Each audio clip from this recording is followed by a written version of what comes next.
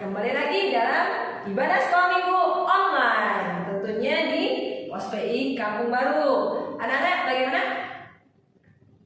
Kalau tidak salah, baru selesai UTS kan? Tak semangat kan? Bagaimana nilainya? Wah, pasti bagus kan? Nah, anak-anak, di sore hari ini kita kembali lagi dalam ibadah sekolah minggu online ya. Nah, pertama, sebelum kita memulainya, kita harus menyerahkan ibadah kita hari ini ke dalam tangan Tuhan. Kita sama-sama berdoa. Tuhan Yesus, terima kasih untuk kesempatan kesehatan yang Tuhan berikan. Kalau kami hari ini masih boleh ibadah secara online, itu karena anugerah Tuhan.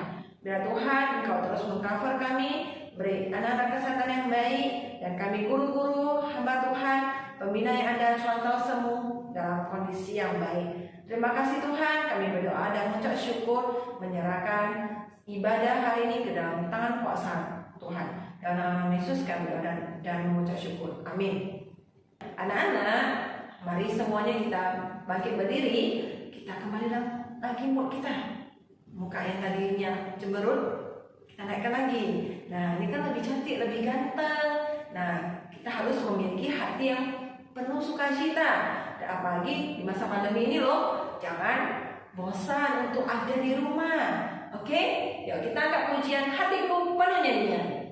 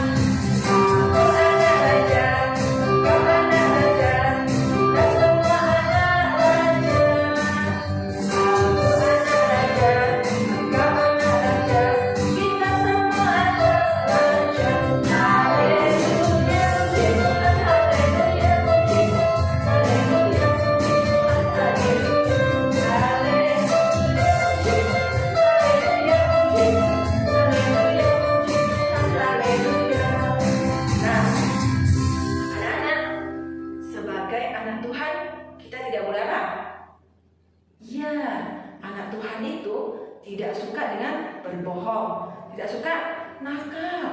Nah, anak-anak, kita angkat pujian. Aku senang jadi anak Tuhan. Oke? Dan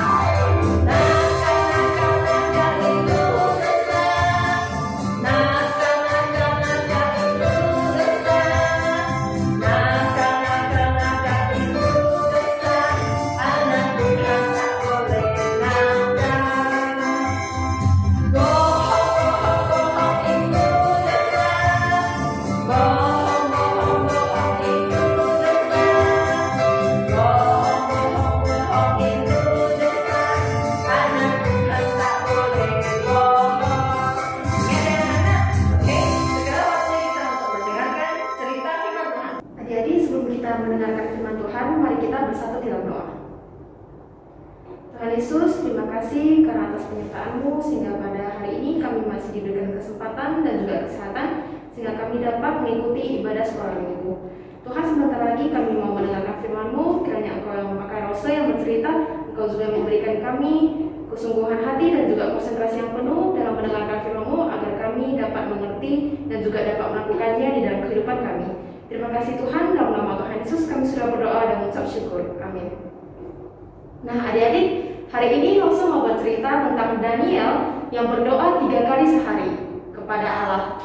Nah adik-adik, Daniel ini merupakan orang yang takut kepada Tuhan dan juga hidupnya itu benar dan jujur. Daniel ini dalam sebagian besar dari hidupnya itu digunakan untuk melayani orang Babel. Dan pada suatu saat ketika kerajaan Media menjajah orang-orang Babel tersebut, Daniel ini tetap saja memiliki pengaruh yang besar dalam pemerintahan kerajaan Media tersebut. Nah adik-adik, kerajaan Media tersebut rajanya itu bernama Raja Darius. Nah adik-adik, sebenarnya Raja Darius ini tidak hanya mempekerjakan Daniel satu orang saja, namun ia juga mempunyai banyak pekerja-pekerja lainnya yang ikut membantu dalam pemerintahan Raja Darius.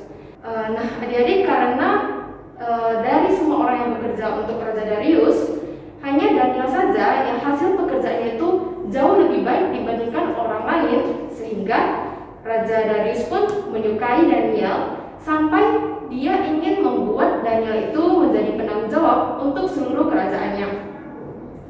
Wah, bisa dibayangkan ya adik-adik bahwa Raja Darius ini sangat percaya kepada Daniel sampai ia mau menyerahkan seluruh kerajaannya itu di bawah tanggung jawab Daniel.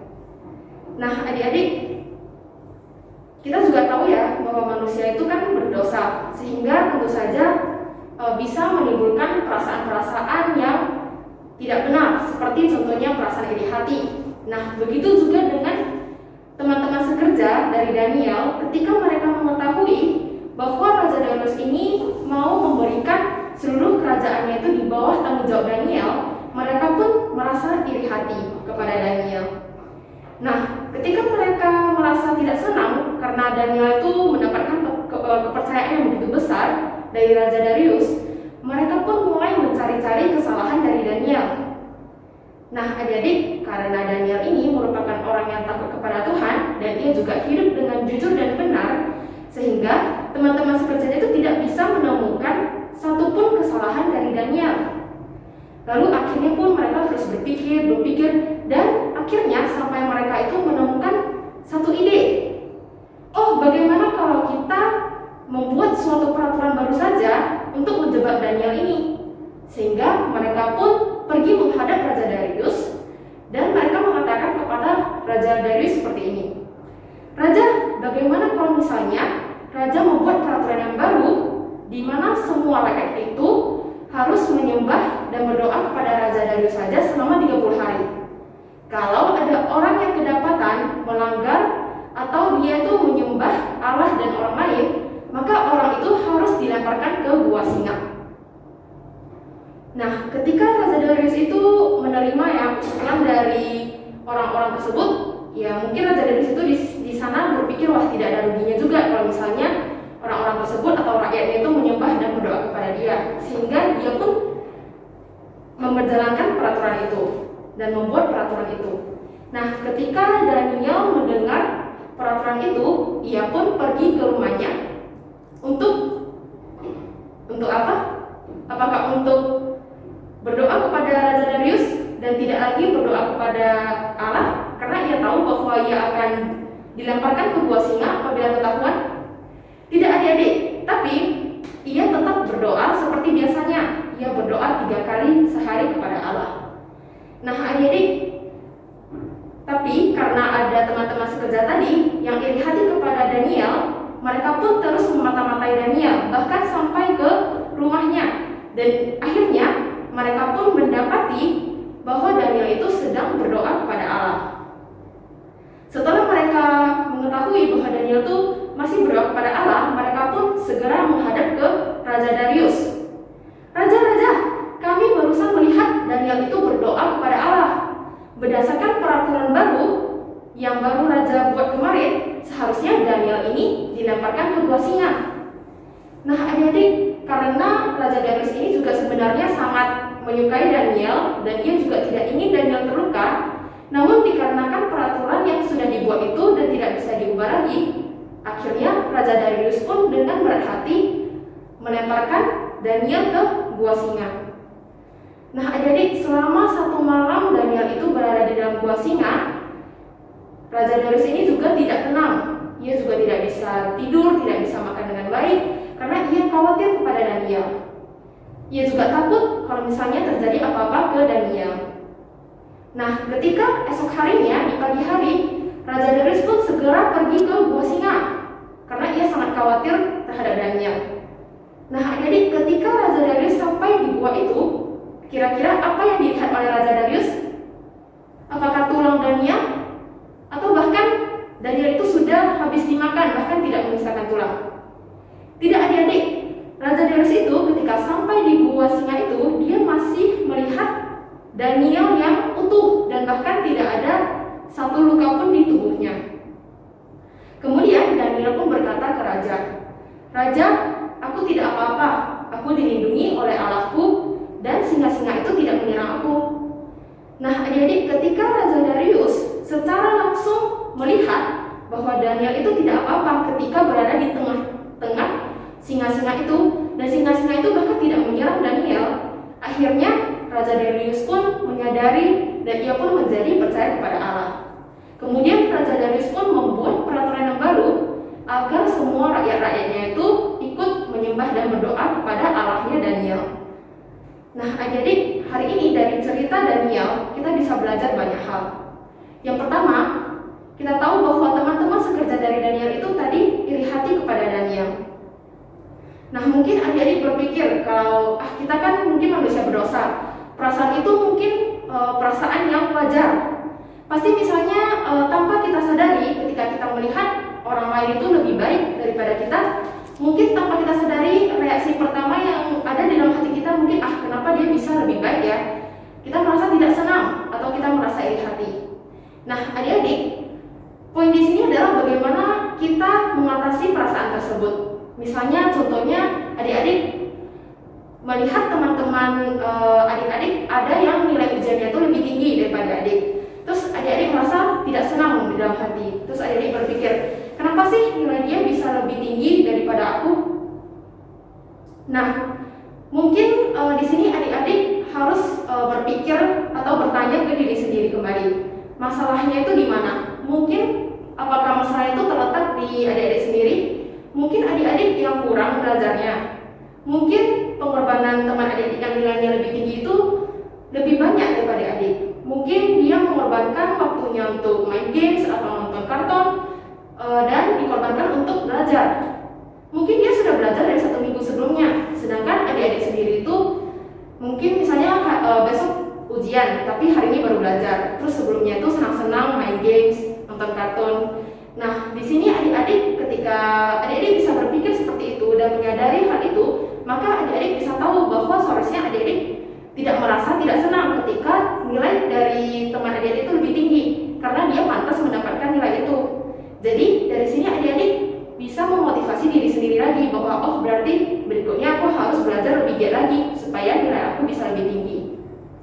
Nah, yang kedua yang bisa kita pelajari adalah kita coba belajar dari Daniel.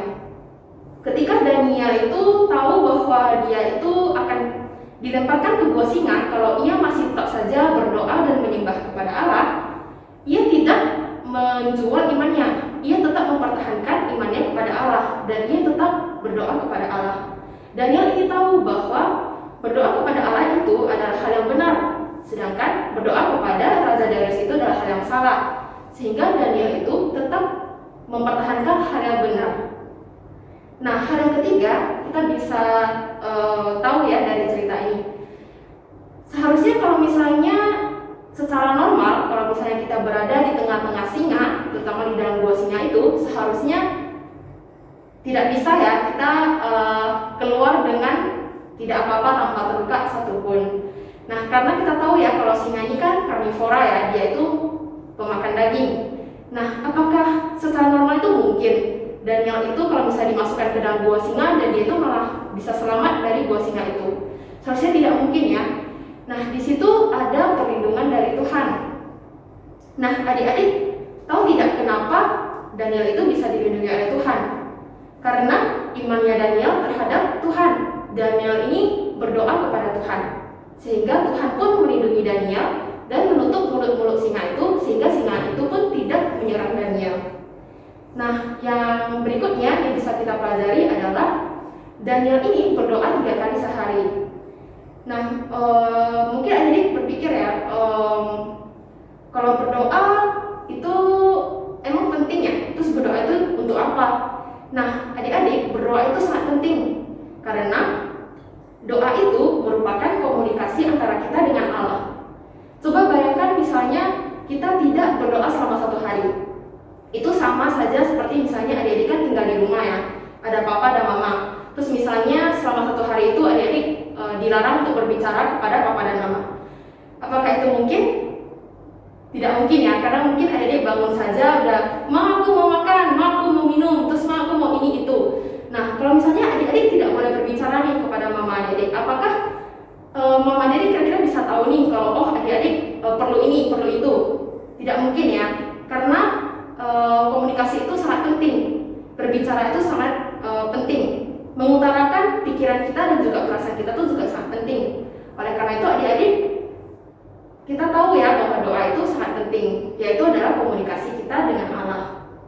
Nah, Daniel saja berdoa 3 kali sehari. Kalau adik-adik bagaimana? Apakah hari ini adik-adik sudah berdoa?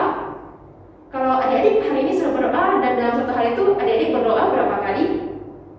Nah, di Alkitab ini sayangnya tidak dituliskan ya Daniel itu berdoanya pada waktu kapan saja. Tapi harus kita ketahui bahwa doa itu tujuannya adalah untuk berkomunikasi dengan Allah. Nah, pertama itu tujuannya mungkin bisa untuk mengucap syukur kepada Allah. Mungkin contohnya misalnya pagi hari ketika adik-adik bangun, adik-adik itu berdoa, atau malam sebelum tidur, atau sebelum makan. Nah, kenapa sih pagi hari itu ketika bangun harus berdoa? Nah, adik-adik tahu tidak kalau misalnya tidak semua orang itu seberuntung adik-adik dan juga Rose. Ada juga orang yang malam ini tidur, tapi besok paginya dia tidak bisa bangun lagi karena dia sudah meninggal. Ada loh orang-orang yang meninggal ketika dia sedang tidur. Nah, oleh karena itu, ketika adik-adik di pagi harinya masih bisa membukakan mata dan masih bisa bangun, itu artinya kita masih mendapatkan anugerah dari Tuhan. Kita masih diberikan kesehatan dan juga kesempatan. Oleh karena itu, sangat penting untuk mengucap syukur kepada Tuhan. Nah, kenapa sih kita harus berdoa di malam hari sebelum tidur? Nah, tahu tidak adik-adik? Tidak semua orang seberuntung adik-adik dan juga Rose. Mungkin pagi harinya dia bisa bangun, tapi di siang harinya dia mengalami kecelakaan dan meninggal. Apakah malam harinya dia masih bisa tidur seperti adik-adik sekalian? Tidak, karena dia sudah meninggal. Oleh karena itu adik-adik, ketika malam hari sebelum tidur, adik-adik juga harus berdoa dan mengucap syukur kepada Tuhan, karena Tuhan sudah menyertai adik-adik sepanjang hari ini. Nah, kenapa sebelum makan kita juga harus berdoa? Nah, adik-adik tahu tidak kalau misalnya ada orang yang juga tidak seberuntung kita?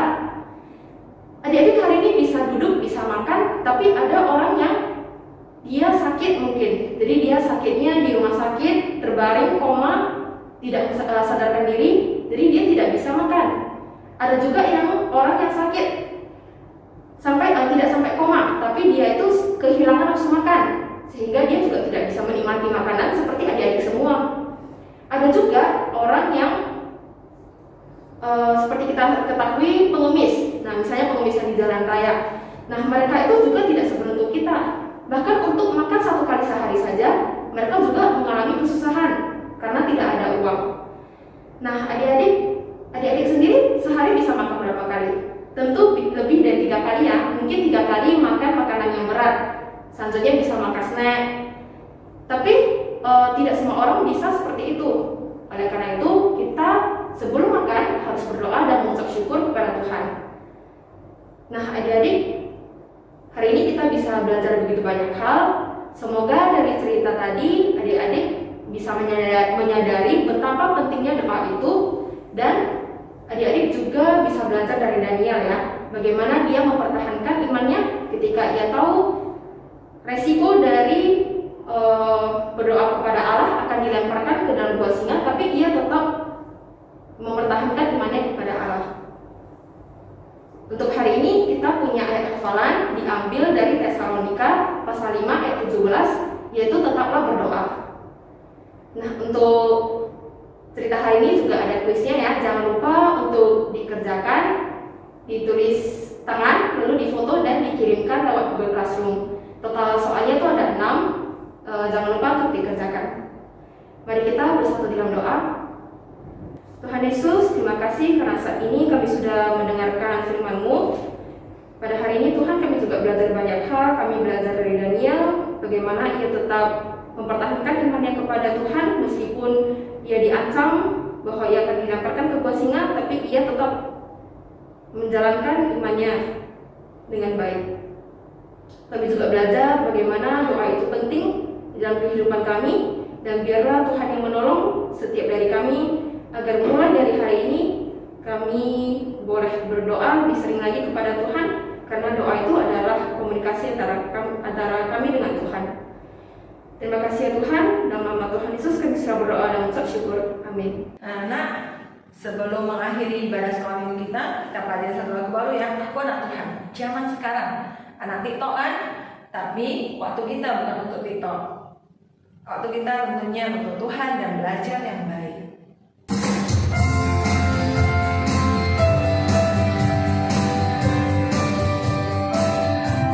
Aku anak Tuhan zaman sekarang.